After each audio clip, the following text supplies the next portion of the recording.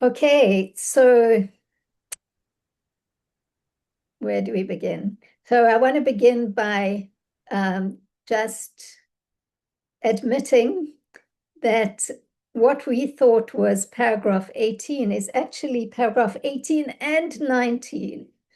So you can all just give out a big sigh because it seemed like it was getting too long. And each paragraph, Reb Hillel really he gives us one concept. I mean, not exactly in paragraph 3. He did that in chapter 3. In chapter 3, there is more of a continuation, but still the way that he divides it up into paragraphs does help us to kind of conceptualize or to put things into categories or, say like, oh, okay, I understand that. Now I can move on to the next thing. So paragraph 18 and 19 really do work together, but it's quite a relief. I found it was quite a relief to see. I went back to the Hebrew text and saw, okay, we can break it. So what we're going to do today, I'll just start off by, I did a summary. I mean, it's not so much a summary, but a basic summary of paragraph 18. And then we'll go back into what is paragraph 19 and go all the way through it. So, Mila, I'm just going to do um, a quick summary of what is paragraph 18, and then we'll go on to paragraph 19. So he starts off by giving us the intention of what he's going to be talking about, which is, he says here, the main intention of creation is to transform dark to light in order to create a dira b'dachtonim.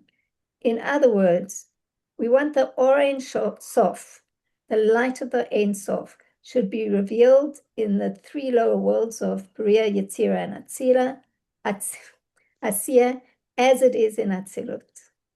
Okay, and this is accomplished through Torah and mitzvot. And now in paragraph 18, he talks about mitzvot. And later in paragraph 19, he's going to talk about Torah. So until we've really finished both of them, we don't really understand what mitzvot do and what Torah does. But here, first of all, he described, and I think, everybody was quite amazed, like what happens with mitzvot. And mainly we can say that we're doing mitzvot with physical objects. And he said the mitzvot are the birur or refinement of klipat noga.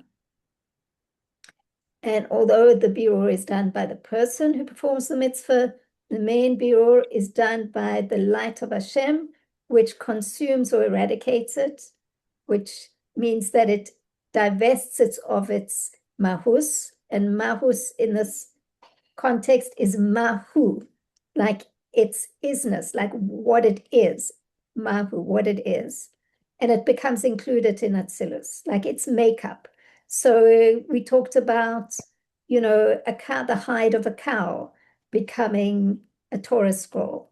It changes its mahus. It's no longer like an animal. It's a Torah scroll now. And so the noga, the light, the sparks is released into Atzilus. And then it ascends higher to its root in the lights of Tohu.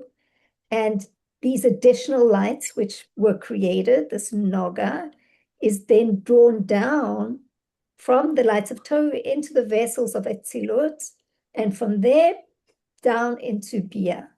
And this is how you get this process of the lights above and the lights below becoming one, which is becoming equal, which is what he says we want to do.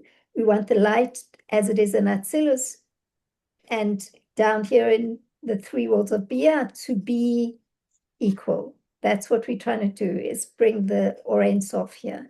So this is how the mitzvot release this noga, these sparks that go back to their source and then come back down. And that's mainly, I'm not going to go, and he basically says this is like this whole process happens through Malchus of Atzilus, and it resembles candlelight. This process resembles candlelight because of this process of things being, how does he say here, consumed or eradicated and or transformed. The Malchus is transformed, and this resembles candlelight because the light is a result of the consumption of the oil. More oil, the more light, and this is similar to mitzvot, where by using the physical objects, the light is created, and the object itself changes its form. Okay. And I'm going through it very basically because we'll go look in more detail. And then he begins to touch on Or Yashar and Or Choser. And Or Choser is this process of the mitzvot where there's an arousal from below, from what we do. And as a result, there's light coming from above. And the light that comes from above is a result of the light that it was arousal from below. And it's not like this with the Or Yashar, which is a light that is drawn from above, from much higher, due to the nature of Hashem's chesed. And that was actually the end of paragraph 18. So basically in paragraph 18, talk about mitzvahs, the Birur of Klippas Noga, how the light traveled, the Noga travels back up to its source, comes back down as additional lights, and that this whole process is Or Choser, and it's compared to candlelight because it's elemental, like elemental fire that's burning the oil and creating light. Everybody with me? I think that's more or less what we're looking at. So in paragraph 19, we're going to go a little bit deeper into both of these concepts, the Or Choser, the Or Yashar, going back and forth between them. And we're going to find out also what the Torah does as opposed to the mitzvot. Okay, everybody excited?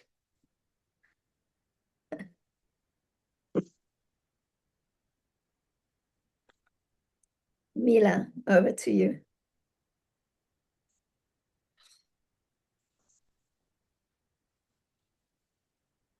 But can I ask a premature question, which you might not want to answer right now? Sure. So according to what you're saying, it sounds like there's a relationship between the light of the candle and the light of the sun, because it eventually goes back up to that higher place. Is that something we're going to see later on? No, the light of the candle is completely different from the light of the sun. It's not, the light of the sun is not the source at all for the light of the candle. Right. But it says eventually once the Noga, once it's kind of liberated from its source by the mitzvah, it goes back up higher to the higher source. Yes, but the sun is not the mashal for it. The source of the Noga is in the light of Tohu. The light of the sun. So that's high. Okay, so is the sun Sovev? Well, just to clarify, really to answer your question, the source of the Noga is in the lights of Tohu. The lights of Tohu, we don't have a mashal for it. It's not the sun. Okay. The light of the sun. It's a light which is higher than the Hishtalshalus. Because the Hishtalshalus, the way we know it from Atzilus down, it's a Hishtalshalus which is called Olam Hatikun. It's the world which is corrected world, or the world that's correct, right? meaning Atzilus, it's already a corrected version. Okay, the Tohu is above it. The Tohu is the light, which is unrestrained, put it this way, right? Tikkun, Olam Tikkun restrains that light. It creates keli for that light. Okay, and as our Rebbe and Koach Nisan Sicha said very clearly, right? He said the avoida has to be that there are lights of tohu in the kelim of tikkun. Yeah, that's remember right. that. So, okay, good. So now this is the lights of tohu which are above Atzilus. Okay, so now Malchus of Atzilus allows us through refinement of the Klipas Noga to bring about the revelation of that light into the Atzilus. Now Atzilus has more light, so more light trickles down to the other worlds. Okay.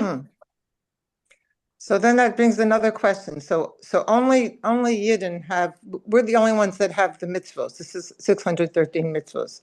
So non-Jews are not able to bring down the light of Tohu. They can only do what they can do.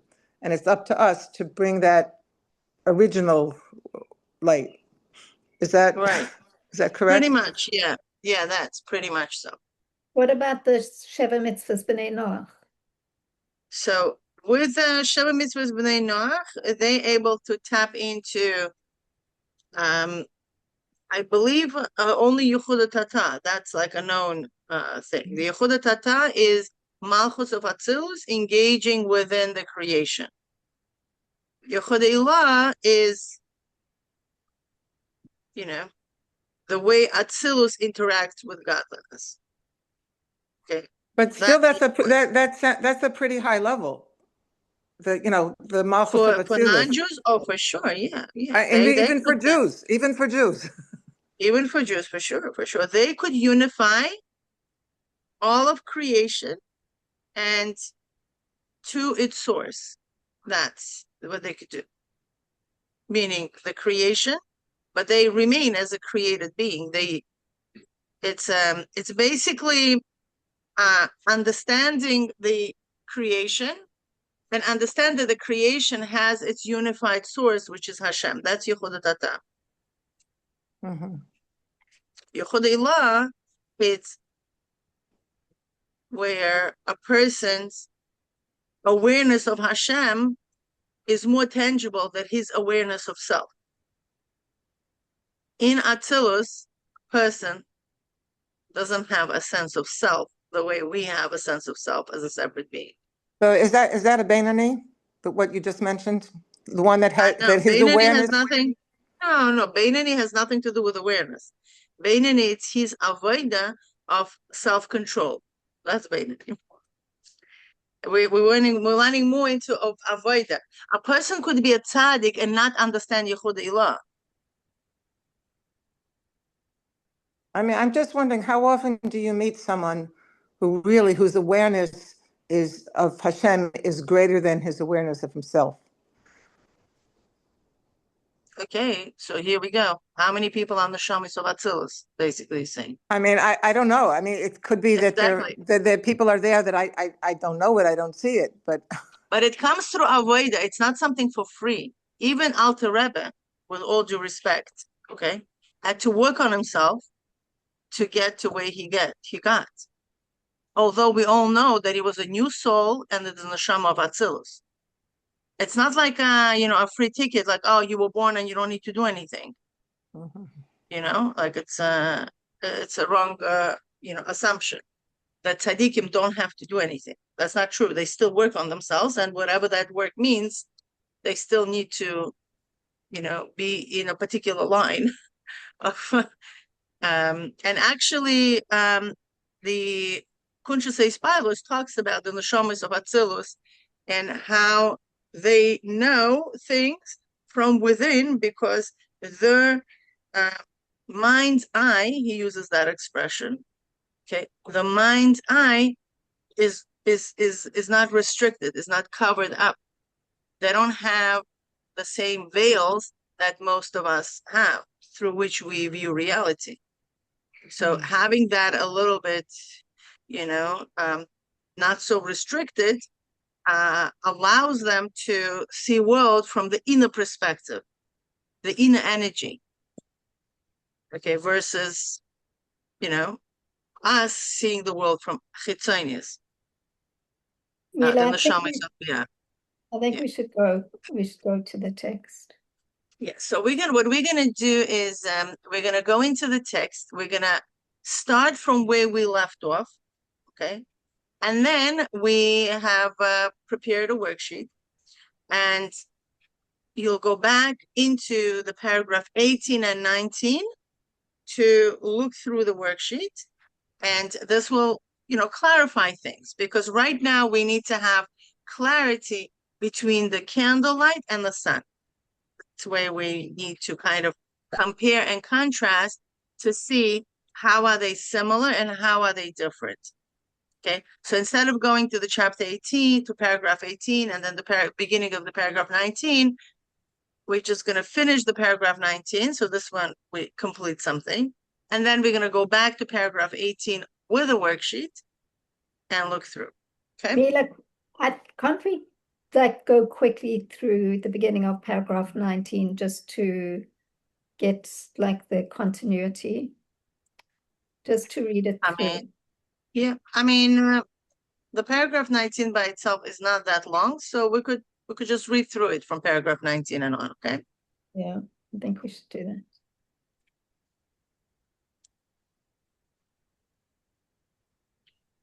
Okay. Okay, so let's approach this piece, okay, with a little meditation, okay? We're just gonna relax, take a deep breath with an awareness that learning is easy for me, okay? That's what I tell myself. Okay. When I approach interesting, chapters. Okay, so let's do that, right? We're gonna put our hands on our chest, close our eyes, and take a deep breath with a kavana that learning is easy for me. And all the difficulties that might arise on our way, we're just gonna exhale it, okay? Let's go. Learning is easy, and anything that stays on my way of learning is out of my Dalit Amis, right? Out of my body. Let's do that one more time.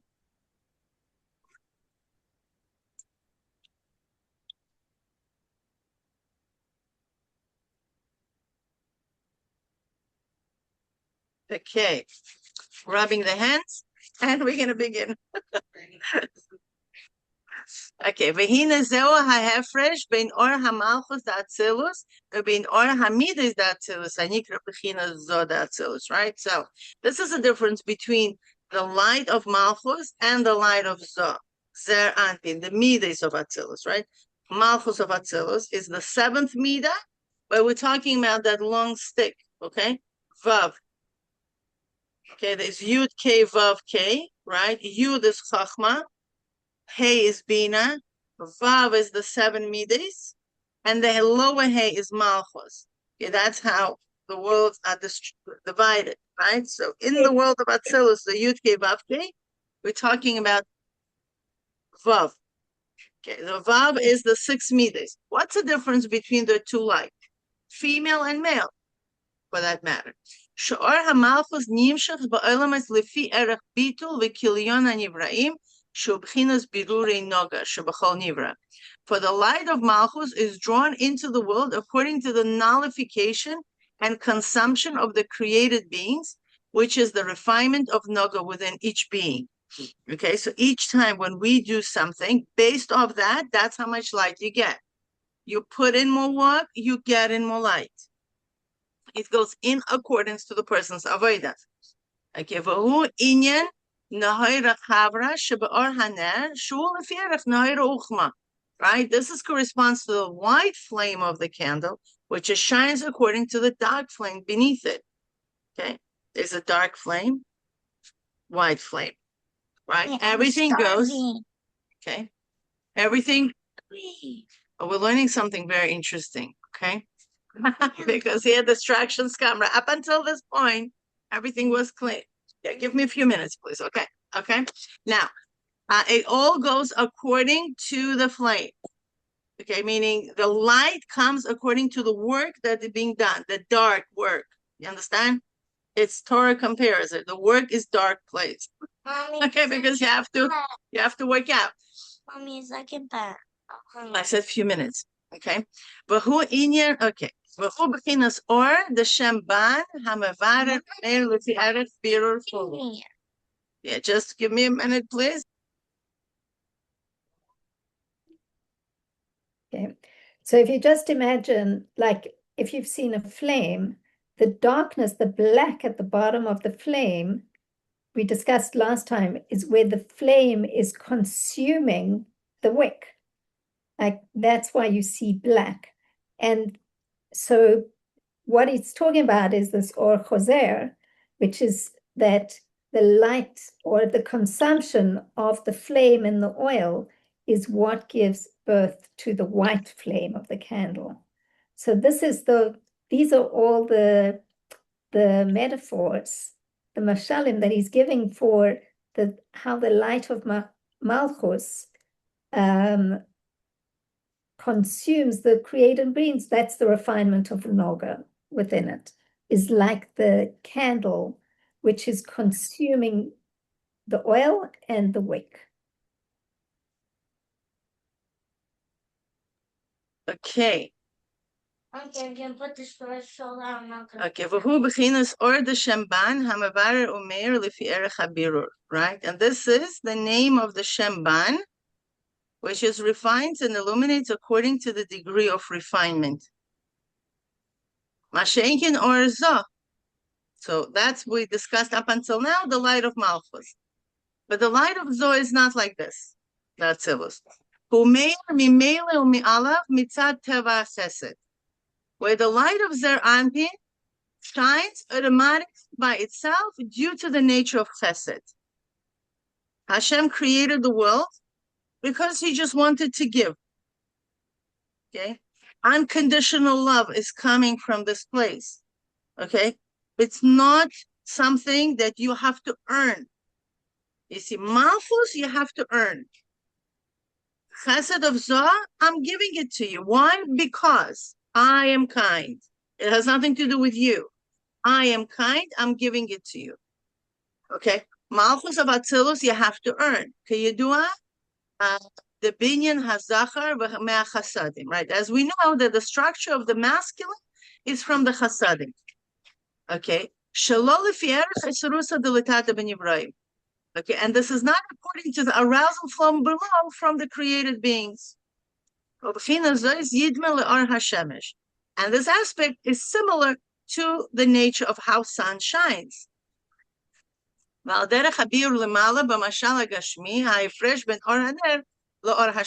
now we need a mashal for this. And this is the difference between the candlelight and the sunlight.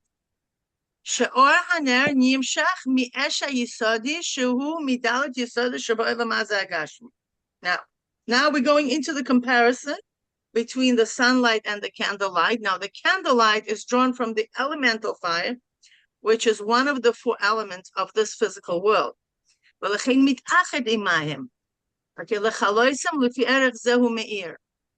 and therefore it unites with the wick and with the oil to consume them, and accordingly it shines. Right? And therefore its light is more perceivable and more felt. Right?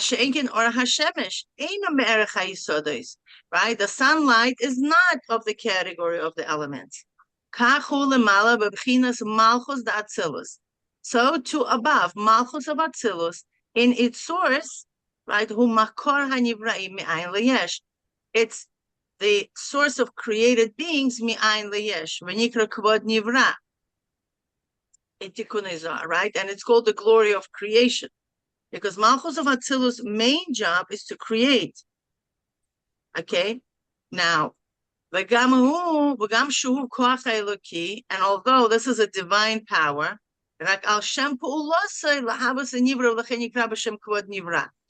now, although this is a divine power, Malchus of Atzilus is a divine power. It's called glory of creation because its main function, right, is bringing creation into being. And it's similar to the elemental fire. Okay, how is it? As is it written, for Hashem is your God, is a consuming fire. Okay, Masha'enkin Arzo. Arzo is not like this. Shehu Kadosh Muvdal B'Pchinas Anivraim Legamri. Now, Zer Anpin, the Midas of Atzilus, the Vav, is holy and completely separated from created beings. Okay, so what happens? V'lachein Hamshachat Ora B'Pulos. Okay, but Pa'ula is who Kadugmas Or Hashemish, and therefore this is more similar to the Or Hashemish, to the sunlight. Right? As it written, for the sun is the shield. Okay, and a shield is Hashem and Elokim, meaning the relationship between Hashem and Elokim is like the relationship between the Shem Havaya and the sun and its shield. Okay. Now we're not going to go into what the sun and what its shield is, right? That's for a different discussion. Okay. So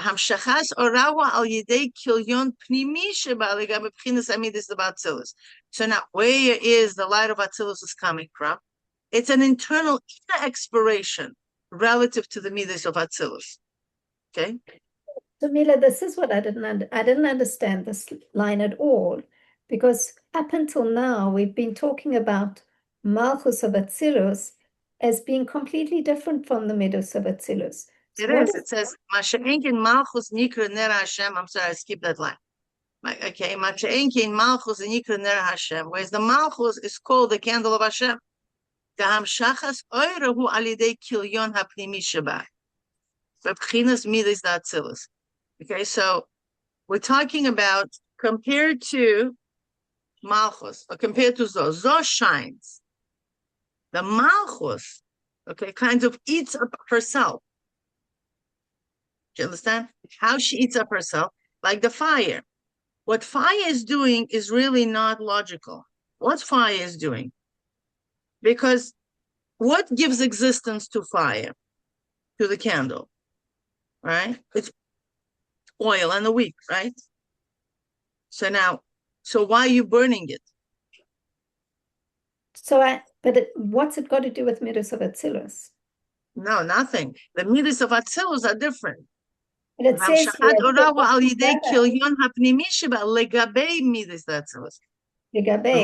to the midas of Atzilus. That has nothing to do. Meaning, compared to the midas of Atzilus, she shines through inner, what do they call it? Expiration. So then, midas of Atzilus shines not because it consumes anything. It shines because of the Teva HaChesed. Like sun. I understand that. But maybe there's a translation that's incorrect. What does legabai mean? Legabai, relative. But then, so the whole compared point to, is or compared to, I guess that's more easier. It's more compared to. That makes sense. It's different than, it's not relative to. The whole thing is that we're saying that it's compared to, I guess. In an explanation, compared to, so let's change it, right? Compared to. All right, so that's compared to the midas of Atzilus. Midas of Atzilus, they shine. The Malchus of Atzilus has kind of like, consumes itself. That's how she shines. Kamama Zaher, right? Ligud dechiko derechimnuta. Asir garma, right? As the Zohar states, from the intensity of love, it diminishes itself. Okay, so the same way how you see, look at the candle, it doesn't make sense. In chapter 19 in Tanya, it talks about it, where it's like wants to consume itself, okay, and that's how it gives light. But the more it shines, the less of its life it has. You understand? So it's like a paradox there. So the more I consume the light, the less the fire I become. Like at the end, what happens to the candle? It vanishes. There's no more what to consume. The fire is no longer there. Right? It becomes nothing. Right. So that's exactly what we're talking about. It's the intensity of this love of to be expired, basically. So the person is so much in love that they stop existing in a way. It's more of a love of gvuras versus the chasadim. The chasadim, they flow. The gvura, it's more the difference between the silver and the gold, basically, right? I think the later chapters in Likutei Amarim, in Tanya, it discusses that level of love. It's more the love of gold, and the gold is more gvura than the silver. The silver is more chesed. Anyway, so that's how she operates. Okay, until it becomes a single point without whiteness at all. Okay, so she brings herself to that state where she becomes a single point. And this is similar to the elemental fire, which appears dark. Okay. What do both of those sentences mean? So that sentences mean because the elemental fire, again, this is really chapter 19 of Tanya discusses it all. So I guess, do yourself a favor, like everybody, just go and read it. It's a very short chapter, but it talks about the elemental fire, the source of elemental fire. It's under the orbit of the moon. Now, don't ask me more questions because I have no idea what that means. But it's the koach hayuli, right? It's this the power of potential for fire to exist has something to do with the moon. Now, makes total sense because moon represents Malchus of Atzilus, okay? We know that, right? Well, you're talking about candle, but the moon is what reflects the sun. Okay, that's why there's a whole thing, we do Kiddush HaChodesh and all that stuff. And we talk about the Malchus of Hashem, okay, being resembled as a moon. The Zoh is the sun, and the moon is the Malchus. Okay, so that's where the elemental fire, the potential for fire exists.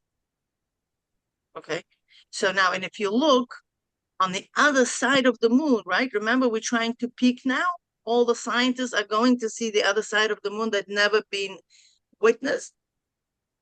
Remember that? Now, the moon moves in a very interesting way. You never see the other side of the moon. It moves like this, basically. Okay? So I believe recently, what was the discovery? They went there or they were about to go there? I didn't follow through with them.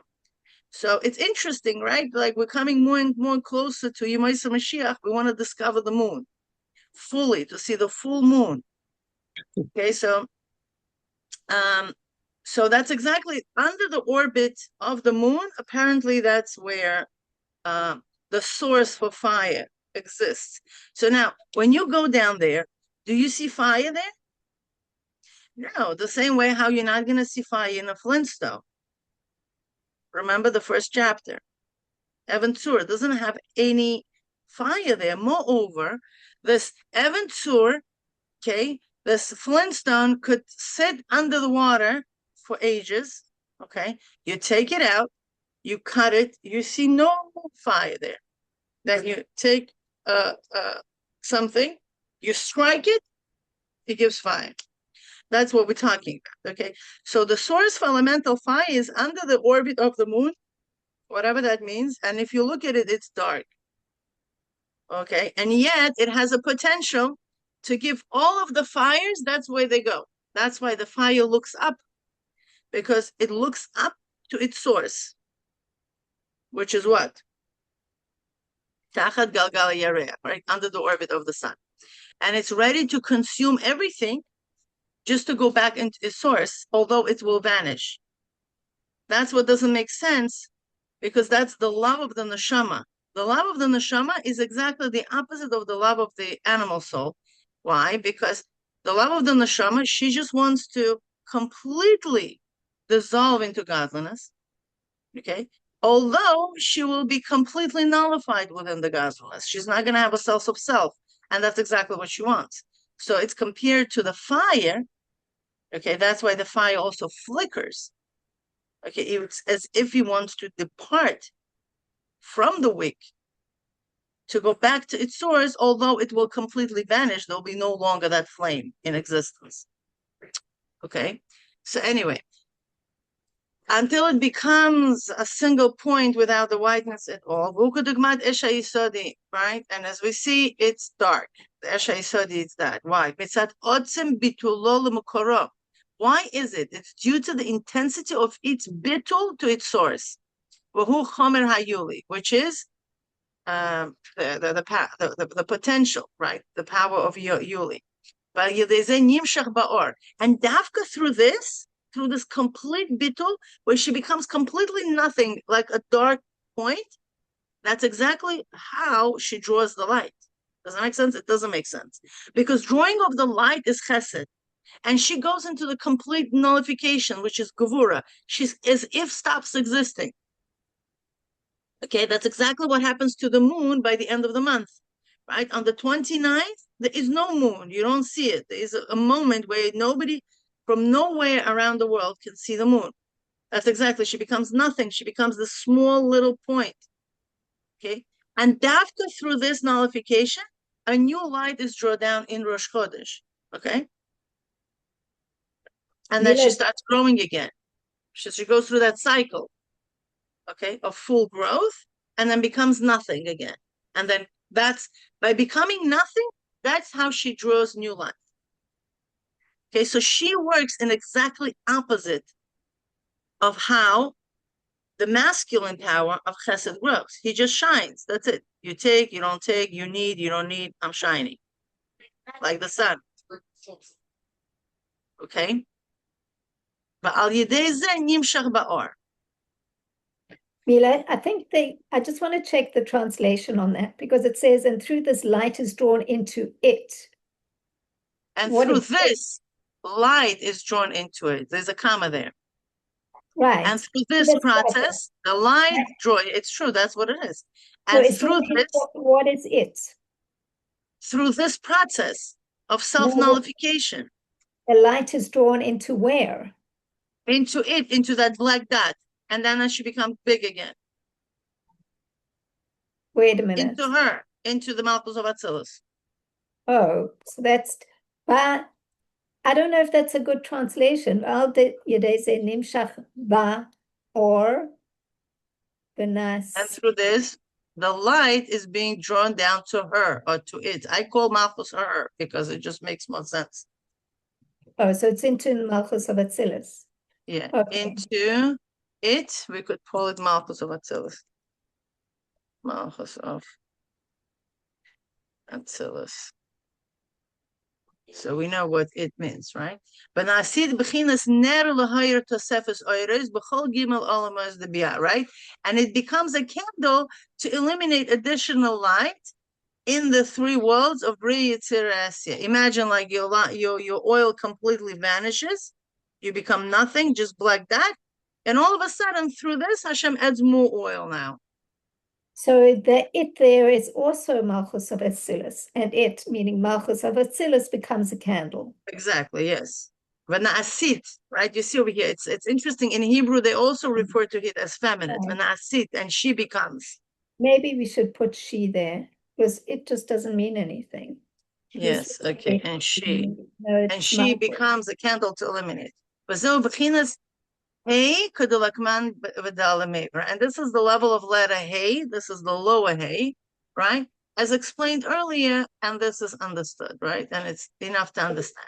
Sorry, Mila, I'm just interjecting all the time here, but if I don't understand, I assume other people also don't.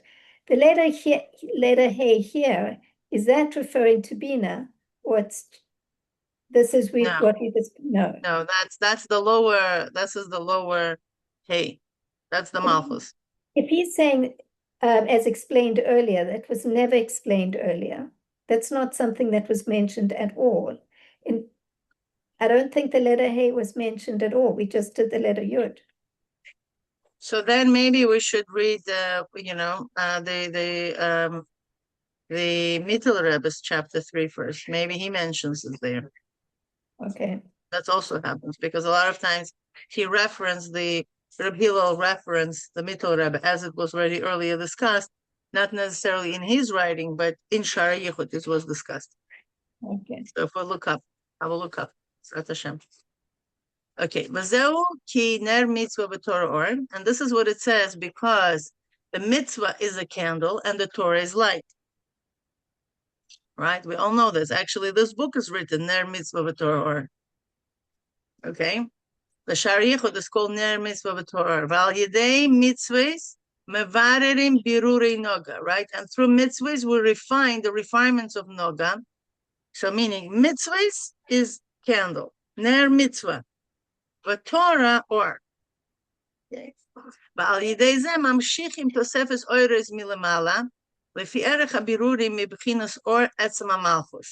Right, and through this we drew additional light from above according to the refinement from the essence of the light of Malchus. Now,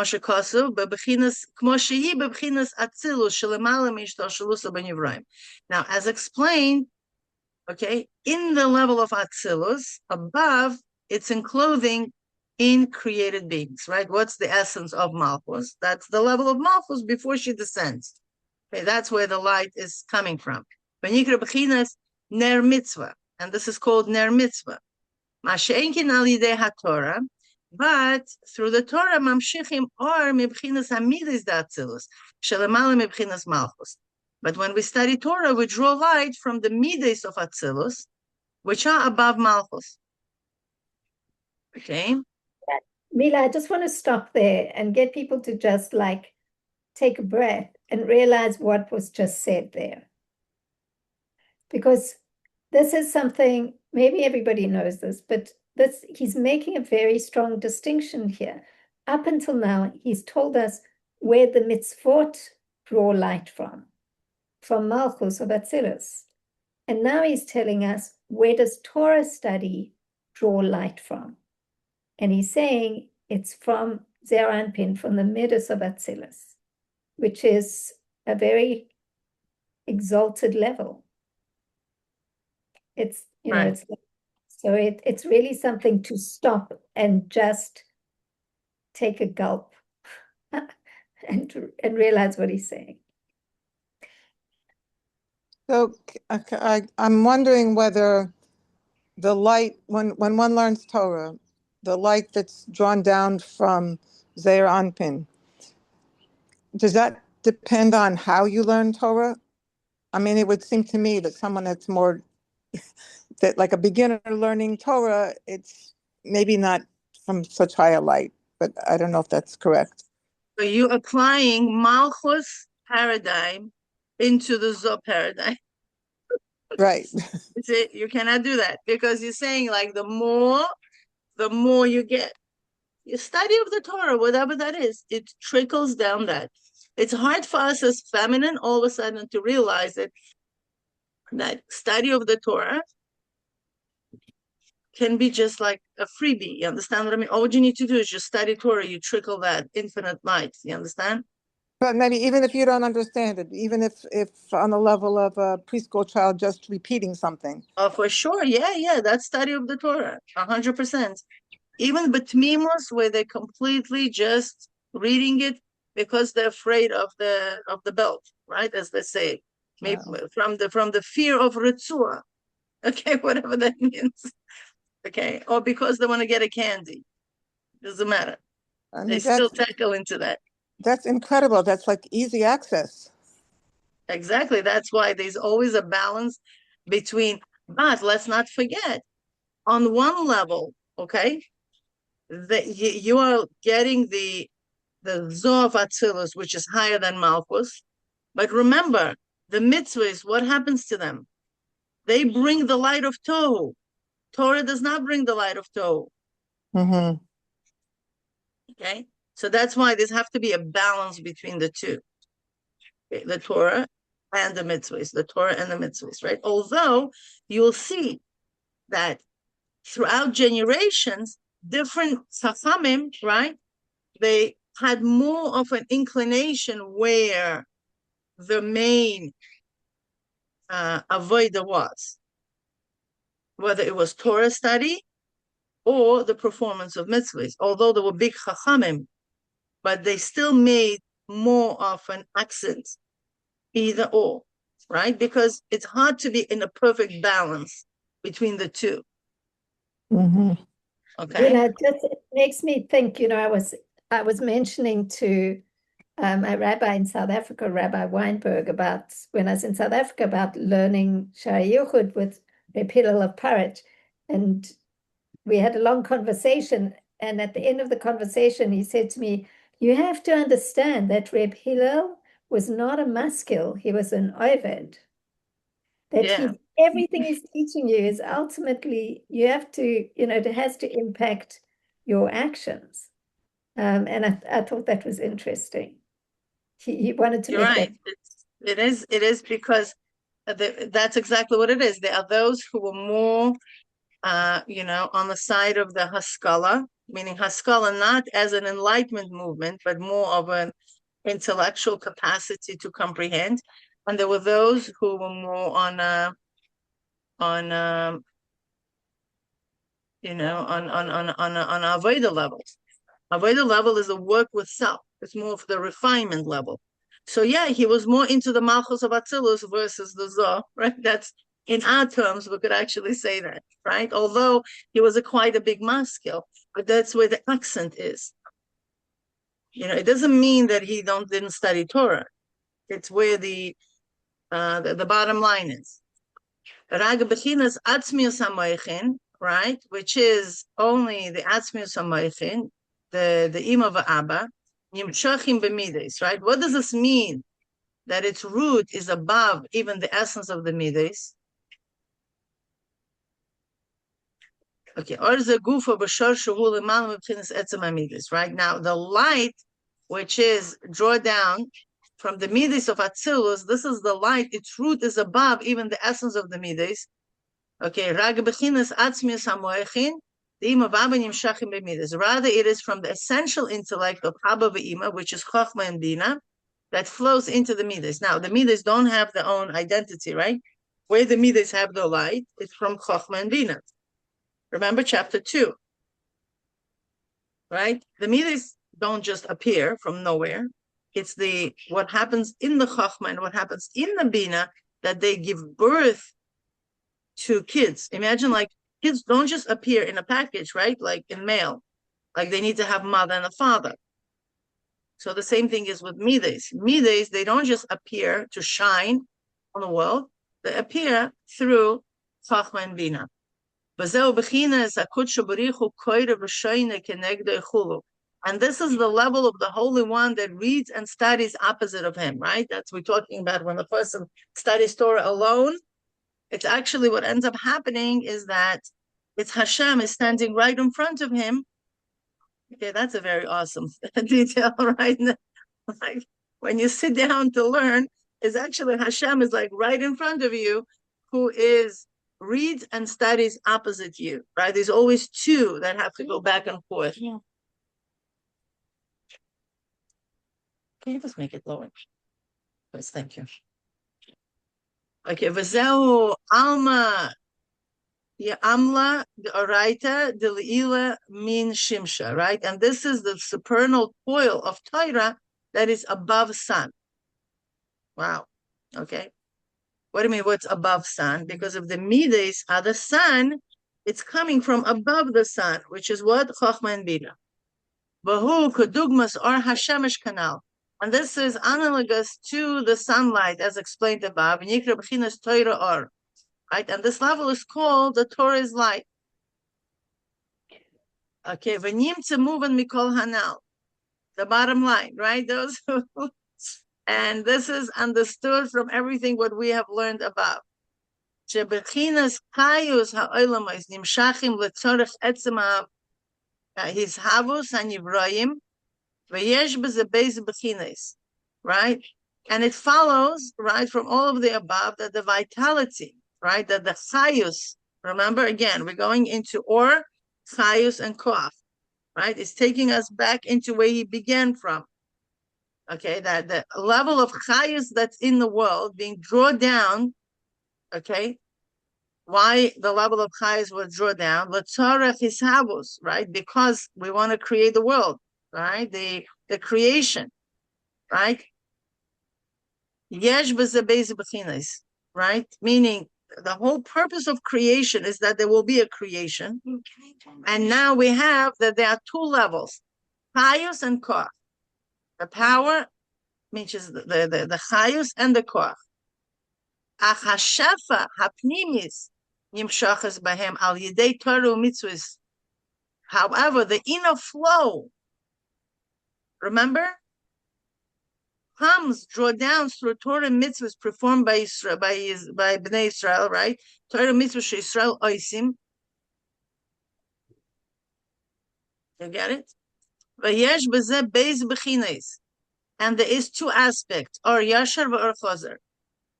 So now what he does, he basically sums up. Remember he said that on the level of chayus and on the level of koach, you cannot change anything? Who remembers that? Paragraph 18. He says, exactly. So now how you add, you need to add more light. The light is being added through Torah mitzvahs that we just now packaged nicely. One is mitzvahs, one is Torah. So he's saying something profound, and I think we should, like, I don't know, publicize it to all the goyim that they should leave the Yidden alone. Okay, it says, we're talking about all of creation, we get it?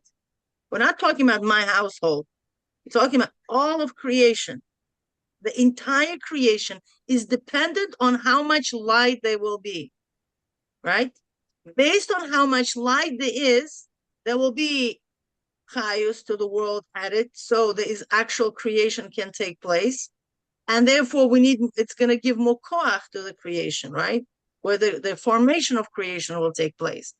And so what he's saying is that the inner flow is drawn into them through Torah and mitzvahs performed by Bnei Israel, contains two aspects, which is Or Yashar and Or Chazer, right? The Torah and the mitzvahs.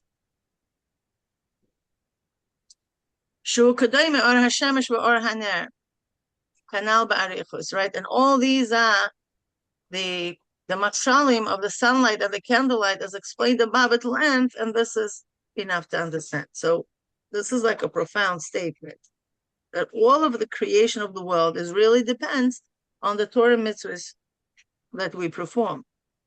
You see how the light comes in through our Torah mitzvahs. In this two beautiful analogy of Or HaMalchus, what Malchus she puts on the table as a mother of creation, and the Zoh as a father of creation puts on the table through Chochmah and Bina, obviously, right? Because Zoh has nothing. Okay? And this whole mechanism of Malchus tapping into the wild lights of Tohu, okay, that illuminates Atzilus and trickles down into the Chochmah, into the Bina, into the Midas, and into Malchus itself, right? And how all of it trickles down into the Bria, Yetzirah, and Asiyah, okay? And that becomes the inner flow of creation, where Chayus and Koach derive from what they need to do. And this is what we're talking about on all levels. Believe me, there is absolutely no thing exists from Malchus of Atzilus below unless she makes that decision. Obviously, she doesn't make that decision on her own, but because Malchus of Atzilus is nothing, she doesn't have anything on her own. Hey, can I do my mission?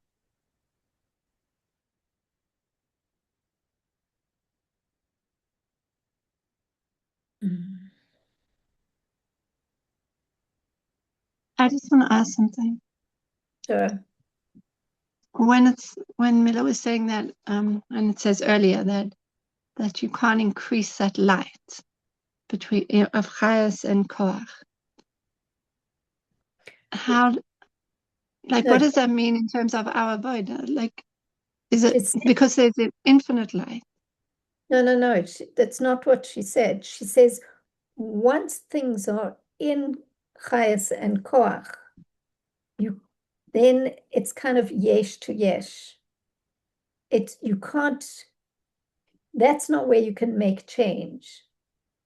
The way that you can make change is by bringing in more light. It's in the aspect of light that you can bring in transformation. Once it's in the realm of chayes and koach, it doesn't change.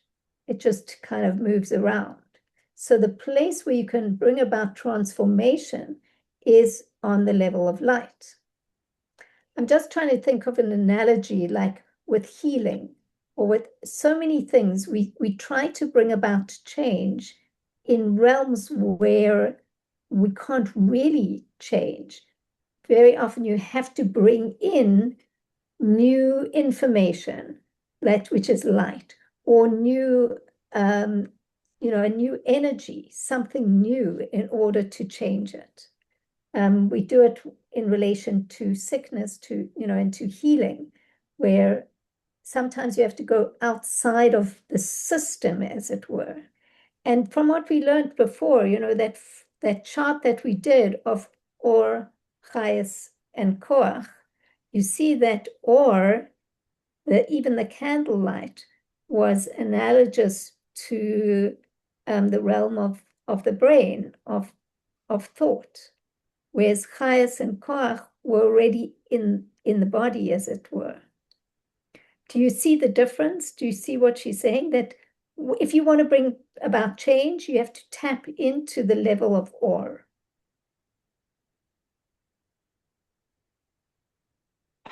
So you would do that by doing Torah and mitzvahs? Mm-hmm. Okay. Yep. And prayer? I mean, the prayer is mitzvah. It's a mitzvah to daven. Okay. It goes into the category of prayer. Now, there are many ma'amarim of the Rebbe where the Rebbe says that the study of Chassidus does two things at the same time. It serves as the Torah and it serves as a mitzvah. Mitzvah to know God.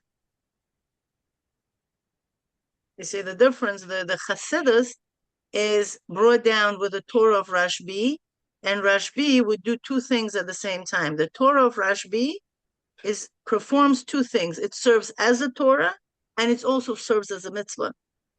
So when we study Chassidus, we do both at the same time. Okay, we trickle down. Mm-hmm. We basically do engage with the Zohar and with Malchus and with the lights of Tohu and all of that at the same time. Okay, because ultimately it's a mitzvah to know God. So you study Torah and you also perform the mitzvah at the same time. That is, if your Torah study gets you to that level of really knowing God. It for sure gets you. It is absolutely impossible, to eat good food and not to benefit from it. Like, it's just what it is. It nourishes you. Unconscious and subconscious way. Obviously, if you do better and you also do exercises and you also, all that, but just the benefit of eating good food already has a benefit on the body. So it's the same way with what we put the Torah was studied. Now, so then it also opens up a space for miracles, right? 100%, for sure. That's what, that's because where the miracles are coming from. Miracles are coming from us realizing the greatness of God. What's the greatness of God? Completely unlimited. Completely. We think like, oh, I need to earn, oh, I need to deserve, Hashem gives beyond anybody's measure. So once we release our measures, we call it in Lashon HaTorah, cheshbonos, right? Like when we let go of our cheshbonoses, Hashem, we also allow the level of godliness from that level to come in without any cheshbonoses, meaning Hashem interacts with us without any cheshbonoses. That's like the level of bitachon. Mila, do you want to stop sharing the takes, Yoni, I mean, you can relate to that, Jons, surely.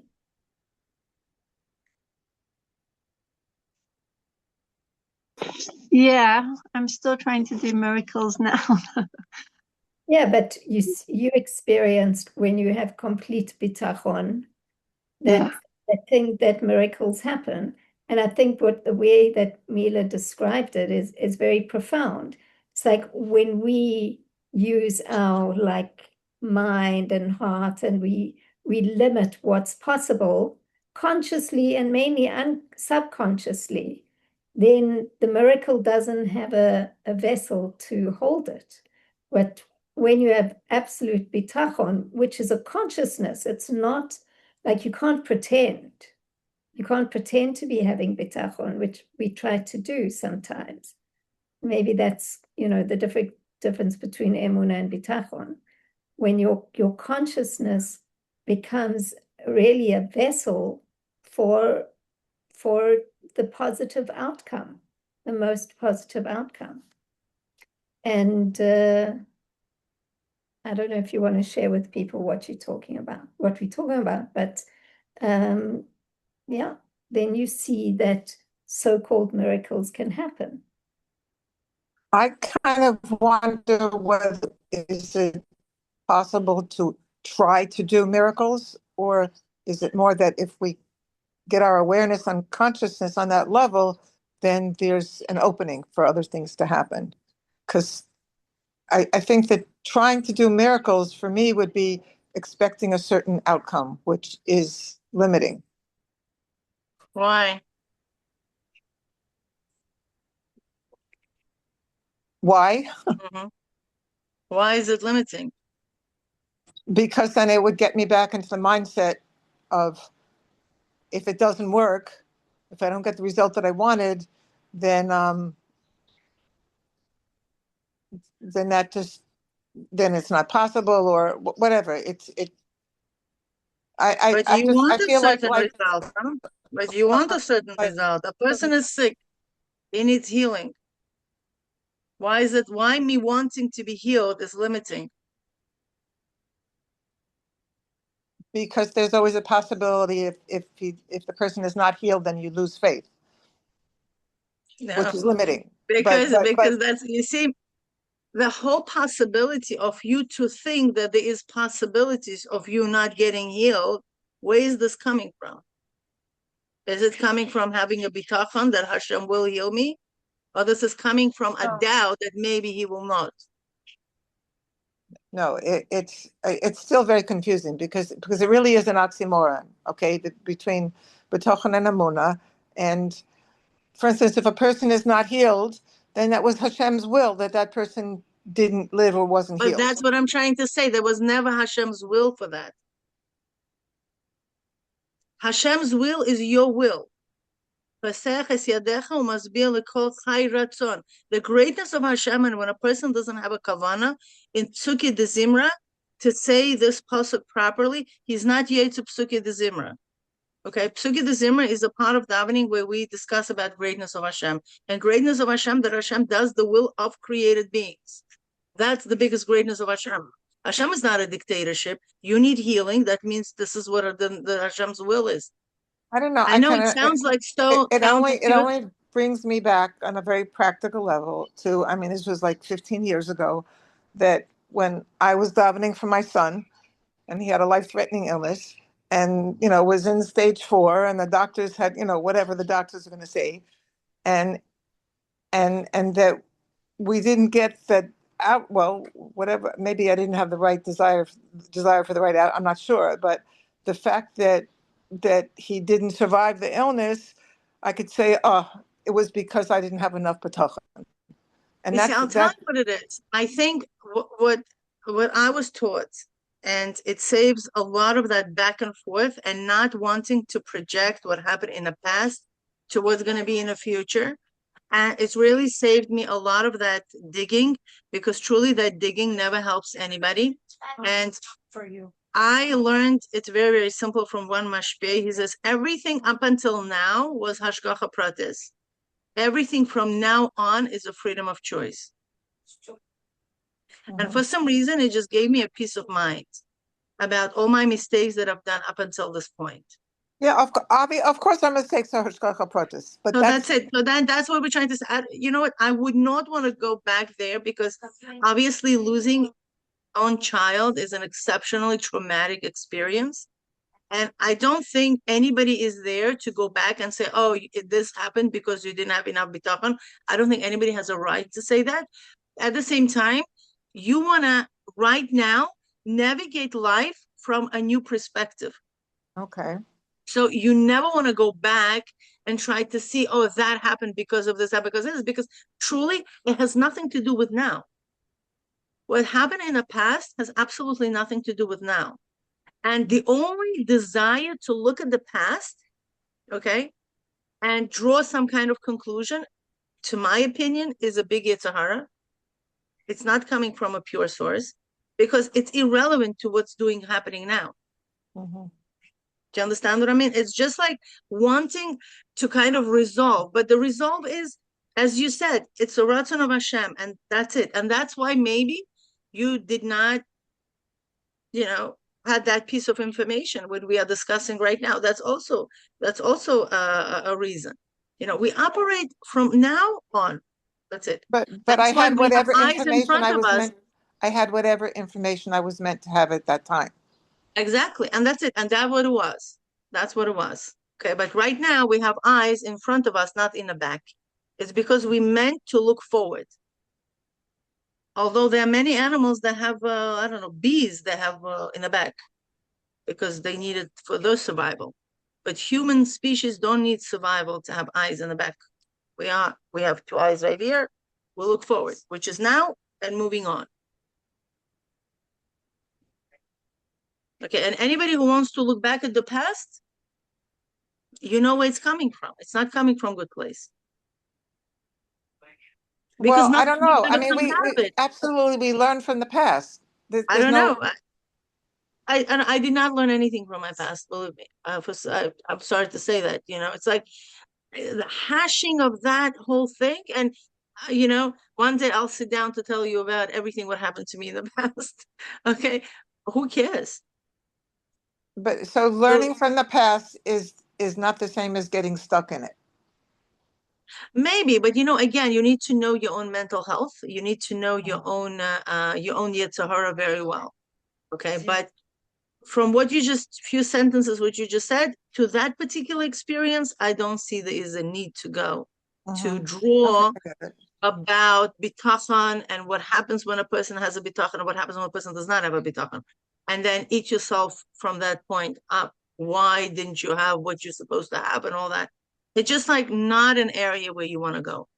In my opinion, I don't know. That's what I would not want to go there. No, I understand that, and I'm not saying but it's a sort of, maybe it holds me back from not wanting to have. There's a part of me that hesitates having great expectations for fear that I'll fail, or a fear that exactly, because what ends up happening. Exactly. So what ends up happening when you take past into the future, that past you interpret as failure, right? So therefore, I don't even want to go there because maybe it will happen the same thing. Do you understand? But really, there's no such thing as failure. Everything that happens that you didn't want to happen is just a stepping stone. Exactly. So whatever happened, okay, it happened. That's it. We closed that door, right? And now I could still try again because you see, let's take it to a little bit lighter. Let's take this guy, Tom Edison. Okay. So Tom Edison had like this vision. I want to have a light bulb. They knew electricity with Tesla. Okay. Mamash, go and research. I mean, how many times do you think Tom Edison was putting together his experiment of capturing basically the current into the light bulb? Like, just let's find out. How many times do you think he did it?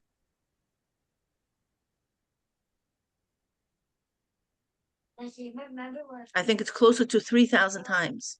Can you believe this? 4,500.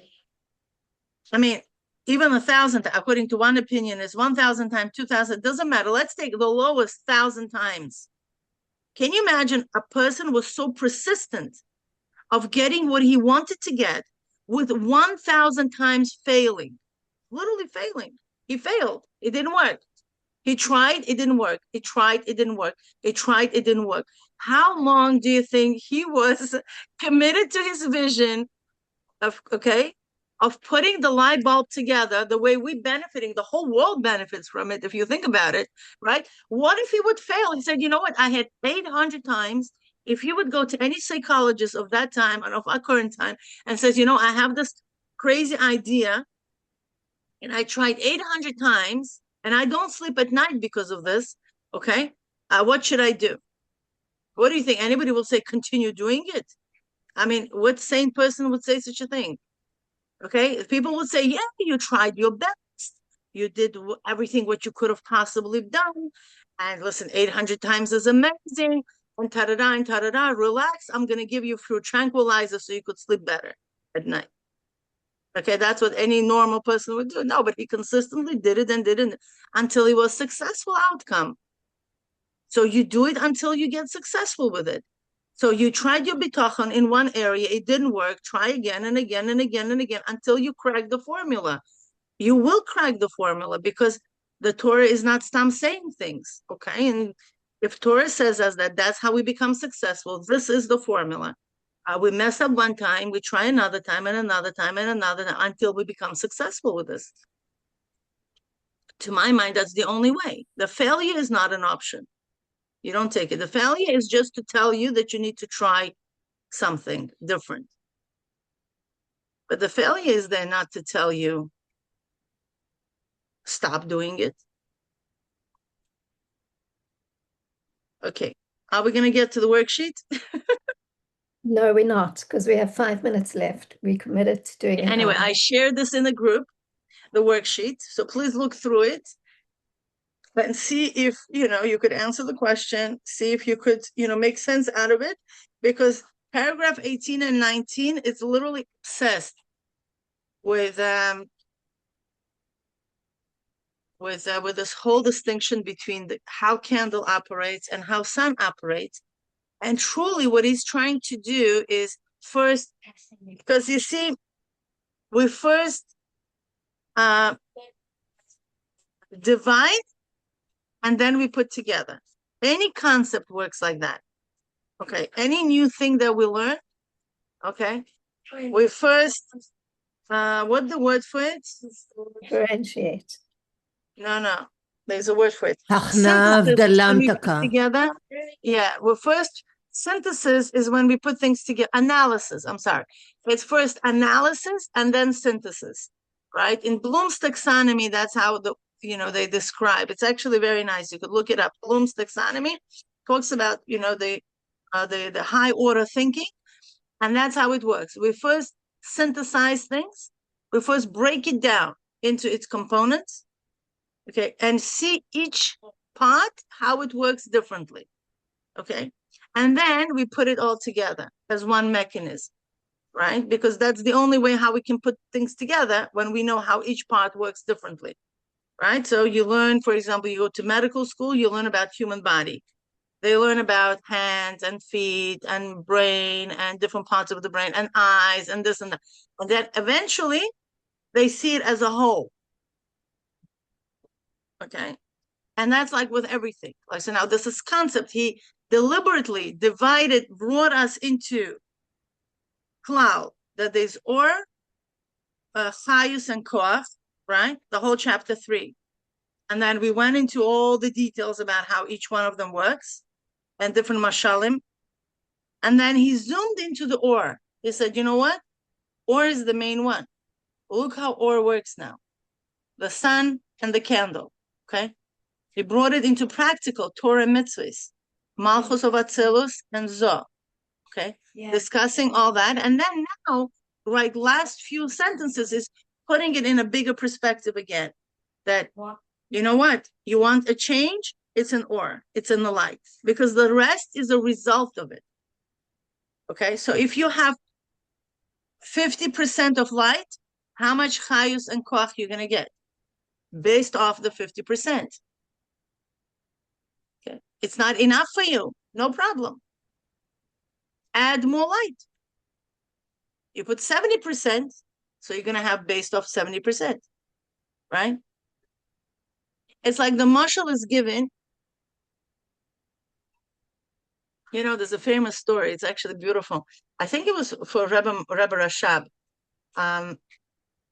They, in Tomchei Tmimim, you know, they were really pumping Bachrim with, you know, CPR Chassidus. So, and the dedication and the learning and the fire and everything and the Fabrengens. So somebody walked over and he said, well, I don't know if, I mean, they're going to go into real world. Okay. Like, I like those critics, right? They're going to say, oh, what? They're not going to have the same intensity of things. So what are you doing? Like, why are you wasting your time, basically? So the Rebbe said something very, very interesting. He said, it's like, you see, in olden days, they had heat only in one main room. Okay, they didn't have heat in every room. So he said, when you want heat in your next room, okay, your first room, your furnace has to be much hotter, right? But if your furnace is boiling, your room next door will have heat. But if your furnace, lechatchila, is schwach, right? Lechatchila is burning low, what do you think going to happen? You're going to freeze in the second room. So that's the same idea. You know, when your light is strong, is powerful, is vital, okay? So then, yes, your chayes and koach will be accordingly. But if lechatchila this is schwach, lechatchila is, you know, I know, like almost surviving. So then obviously the chayes and koach are going to be like that as well. Now he's putting a whole burden on all of creation. Okay, so you know what I mean? It's not only what happens to you, but to your household, or what happens to all of Bnei Israel. It's the whole entire world is dependent on Torah mitzvahs of Bnei Israel. So all of the light is coming down through this. Wow, what a responsibility, right? That's what they say anti-Semitism really is. It's the Goyim saying that we're not doing our job. We're not giving them the light that we're supposed to be bringing down. And so Hashem brings the anti-Semitism to get us to wake up, to do what we're supposed to do as Jews, to remember that we're Jews. That's one interpretation. Wow. Love that. So could one sum up by saying that the only way to add light is through Torah and mitzvahs? Well, you know the famous medrash about Yom HaShishi. Remember that? I think Rashi says, right? Why we say Yom HaShishi? Right? So Rashi says it's the 6th of Sivan. If the Yidden would not accept, okay, the Torah, Hashem would, it says the world was in a shaky situation. It was shaking, a whole world of shaking, until the 6th of Sivan. Okay. It says Yom HaShishi Vaychula HaShamayim Va'aretz. Right? What does it say? The 6 days Hashem completed the creation of Shamayim Va'aretz. So there's a medrash that talks about what's Yom HaShishi, why there's a hay. It's truly not the 6th day of creation. The 6th day of creation ended in 6th of Sivan when the Yidden accepted the Torah mitzvahs. If they wouldn't accept the Torah mitzvahs for whatever reason, although we were kind of forced, you know, the mountain and the Yidden and the Hashem said, okay, if you're not getting it, it's done deal. So Hashem would have just bring the world into the ayin. That's it. He said, I don't need this. What about all the Jews and non-Jews out there that are doing quote unquote good deeds? They're doing very good things, but with little or no consciousness of mitzvahs. They're doing it because they want to make the world they want to make the world a better place. Okay, so if they, that's a mitzvah, no? But what kind? But they're not doing it because it's a mitzvah. They're doing it because I want to give charity and I want to help the poor and I will do whatever I'm doing, not because anyone told me to, but because I want to make the world a better place and that helps me feel good. Well, even that concept is coming from Torah. You know, we don't realize to what extent over the last, 3,000-4,000 years, 3,000 years, the Torah has permeated. I mean, that's the purpose of the Galut, is so that the Jews will go to different places and teach Torah. And you teach it partially through doing. I mean, it actually permeates the air. So it's like, what I'm saying is the doing of good deeds, of Ma'asim Tovim, that for not with the, aside from the consciousness of mitzvos, what's the level of light that that's bringing into the world? 1 second. First of all, the mitzvah does not need to have a kavanah. It's a famous discussion. I mean, you can do a mitzvah person was walking down the street. A person was walking down the street, had a hole in his pocket. The money fell down. A poor person was walking right behind him, found the money, sustained his family. The person performed the mitzvah. What about mitzvah? He didn't even know that he lost his money. Forget about him wanting to do the mitzvah. He didn't realize. Imagine a person had, I don't know, whatever money. But then the definition of mitzvah is a commandment. I understand, but so a person could be unconsciously performing a mitzvah, not knowing. So you're saying it's another part of his, an unconscious part of him is drawn to it as a mitzvah, even though he might not be aware of it or is rebelling against the fact that there's a commander. Yeah, the same thing is with the Torah study. You could study. That's why they would take Tanya and rip the first cover, right? And put it, I don't know, somewhere in the shul. In early Hasidim used to do that, and people would be like, oh, wow, what an amazing book, and they had no concept what they were reading. Okay? Mm-hmm. And they still perform the mitzvah of learning Torah. Isn't there a place in Tanya where it describes,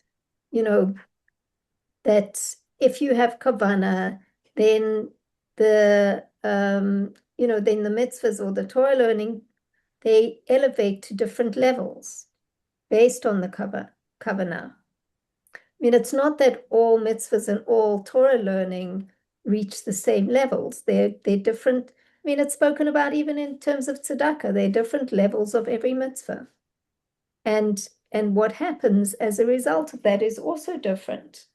Probably the quality of light that is drawn down, etc., etc.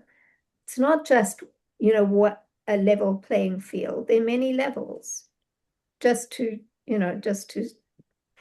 say that as well. All right.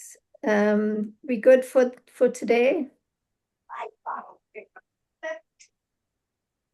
Can I just tell you, tonight is the 23rd of Sivan, which is a special time for the king did everything that Mordechai requested. What was it?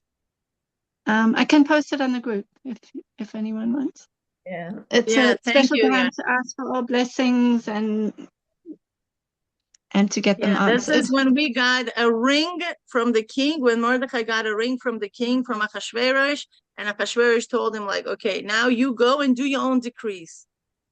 Isn't that a profound idea where Hashem says to us, and the Rebbe in the Sikha mentions, is like, okay, you guys have the ring of a king and go and make your own decrees. That's another aspect of bitachon. What if Hashem doesn't like my decrees? It's not an option.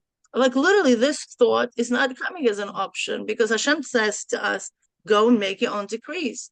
Why would he be questioning our decrees? Otherwise, he wouldn't give us that power. If he would be doubting Mordechai, that Mordechai is going to make good decrees, that he will satisfy his desire as well, he wouldn't give him the ring. But the fact that he's giving him the ring, so why should we doubt? Let's write our decrees the way we want the reality to unfold. Sounds like an empowerment festival. That's what it is. That's what Torah is. And believe me, all the doubts come from Amalek. Just remember that. Okay? We're still dealing with that klipa. Reish is Goyim Amalek, right? He's the head of all Goyim. That giving and us Amalek can have many voices. And the doubt, that's what the doubt is. Will it happen? Why it happened? Why didn't it happen before? And all that, like, who needs to get there? Now, it's, as Yoni said, it's Chav Gimel Sivan. Let's use that opportunity. All So right, I think Amalek catches us in the state of fear. Exactly, that's what he did. Remember, he attacked although he knew that he's going to fail. But he, in a way, said, oh, Jews are not so untouchable.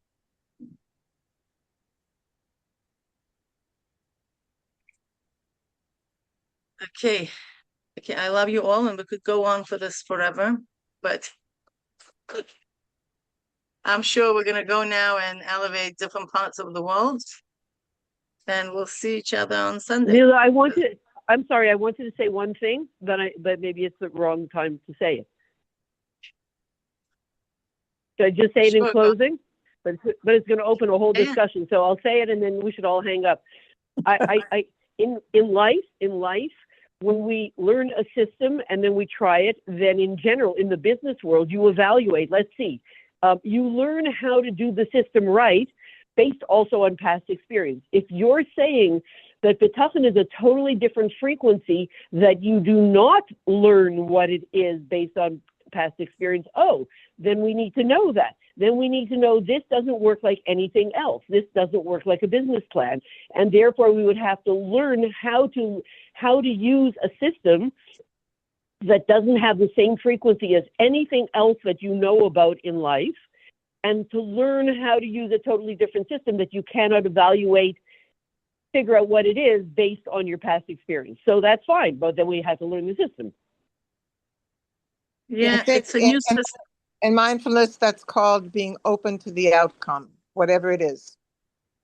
But that's what I'm trying to say. You see, mindfulness, it's one thing. Bitachon is different.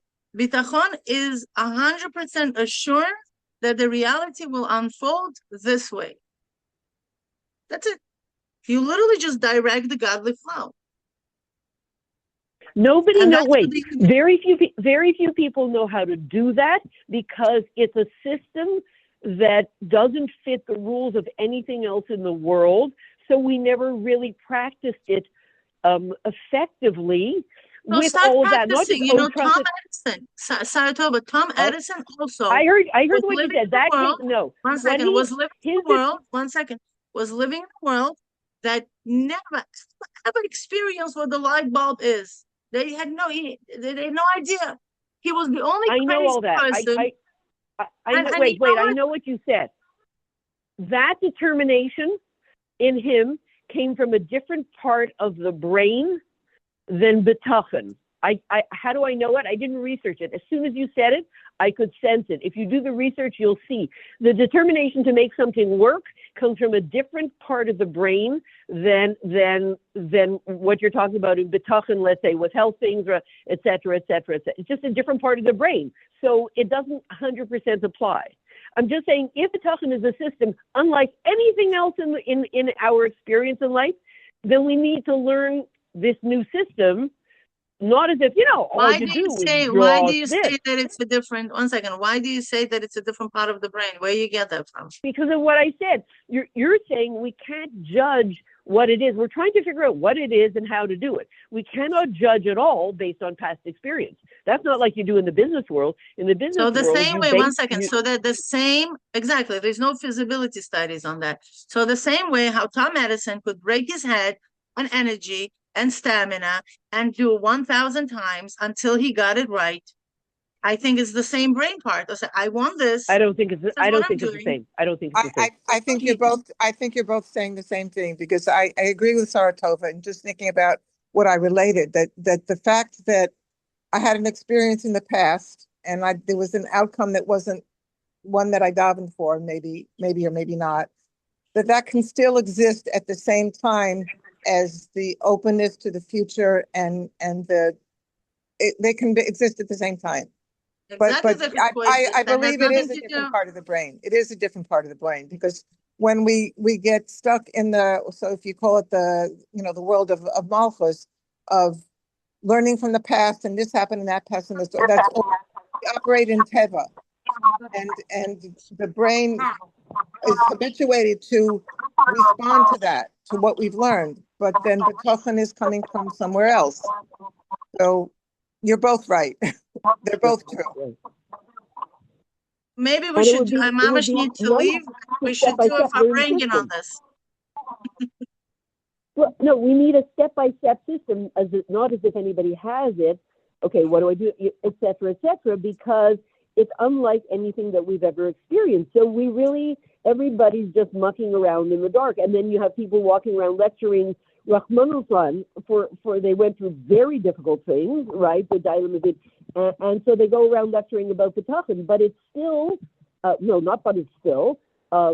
people are in awe that they can have that B'tachon when, et cetera, but it doesn't enable people in their everyday lives to figure out how to have B'tachon. In ridiculous things like, the car isn't starting, it's freezing outside, oh, you sure it'll start? It's not a transferable system. I'm not sure that there is a system that could teach that. I don't know if there's a formula. Well, what a waste. By the way, you should know that your essence of Hashem, right, the essence of Neshama already knows what it is. It's not something new. It's not a new sets of skills that we have. It's the Atzam and Neshama. In Tefillah L'Moshe, Rebbe talks about it. It's literally, you're already there. It's not something that you need to get somewhere. I have a list of such things that my Etzem and Neshama knows intrinsically. I have actually an entire list. I'll just add it to the list. That the external part of my life doesn't actually know how to access it, but my Etzem and Neshama, I have amazing Etzem and Neshama just like everybody else. I'll add it to the list of all those things that I don't know how to access in everyday life from my Etzem and Neshama. But I think sometimes when we want a list and a formula, I believe that comes from the desire to be in control. It's also the left side of the brain. By the way, there are ways. I mean, come to the room of change, Sarah, right? Right. We try to organize it as much as possible, but that just what it is. And sometimes we want to teach it to someone, like we want to teach it to our children, but I don't know, you can't really teach it. You can maybe model it because it's something experiential. Right. Okay, ladies, so I really love it, you. Everybody else goes, wow. People model it and they walk around and they go and they lecture all over the world, and everybody else goes, wow, wow, wow, clap, clap, clap. And they go home and sit.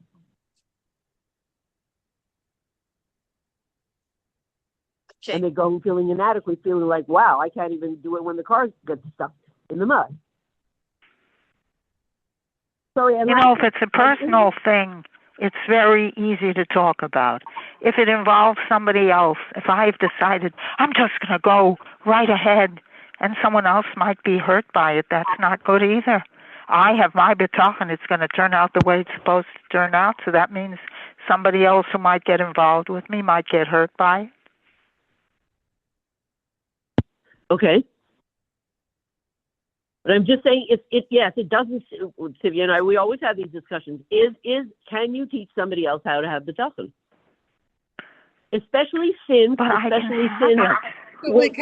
a person has their B'tachon, it's a right brain thing and they don't know how to break it down into left brain steps, and it's probably only good left brain steps that work for them. That's it. I'm concerned about the next person also. Let's say I meet Mr. Wonderful, and oh, wow, but I know I have certain physical concerns that might be very hurtful to somebody if they get involved with me on that level. Don't I have a responsibility? I can't just say, I have full, or am I supposed to say, Hashem, I have full B'tachon, and if he's going to get involved with me and something is going to happen, well, then it was meant to be, but I did it. You know what I'm saying? I think the reason why you can't teach someone else B'tachon is because then there's an expectation that you're going to have it. And I believe if someone else is in a challenging situation, all you can do is be there for them with empathy and support and love. But we're talking about transferring that to non-challenging situations. That's the thing. That's our goal, I think. Part of our goal. Non-challenging, what's the problem? 1 second. That means in things that are not dangerous. They're not life altering. We want to transfer it to whatever it is. You get in the car and there's no gasoline and you're in the middle of whatever, and that's not life threatening. You know, so you'll sit 2 hours till they pick you up, whatever it is, and you trust that you'll see it's somehow going to work out. We want to transfer bitachon to mundane things, and that's what Mila's teaching, right? That's what you're doing in the River of Change. So, like, into things that are not deeply serious, but trusting that, creating an outcome by trusting that they will work out. They do. But no, for that's that, not the it helps to just know how the nervous system works. That the amygdala tricks us into thinking that a situation that's not life-threatening is life-threatening. And then, so if you're aware of that and how that works, then you can deal with it. And you can switch to the prefrontal cortex and say, okay, this happened. What am I going to do about it? And then after that, like, what can I learn from it? Is Hashem running it or isn't he running it? That's the bottom line. Well, if we Hashem know is that, running it, then whatever happens, it was his will and it was supposed to happen. And that's Emunah and Bitachon. Just to go ahead with it and stop putting stumbling blocks in front of oneself, thinking, well, this one might have some problem or that one if I do this and that. Just do it. Just do what and go ahead with what? What's there to go ahead with? When we're whatever not sure, the situation is. when we're not sure that Hashem is running the world, we'll blame it on this and blame it on that, and there's always something external to ourselves to blame it on, and then we kind of get stuck in the rat race in stress mode. But I don't think that there's anybody here that would be on this chat in this class that wasn't buying into I call it a belief that Ein Od Milvado, that Hashem runs the world. We're just figuring out how to internalize that and how to get through life with that as a basic understanding. Right. But if it's truly internalized and a person is dealing with other people in their lives, they can go ahead with, oh, it's exactly the way it's supposed to be with Hashem's help. And the other one, meanwhile, is experiencing side effects. I don't know how else to say it. It's very easy for a person on their own to grow and to do things solo. But if a person is, say, involved with another person and the other person has their set of feelings and beliefs and they can't go along with what this one is saying, how does it mesh together? But isn't that part of Hashem's will, that you're I'm not exactly in the same place as the other person?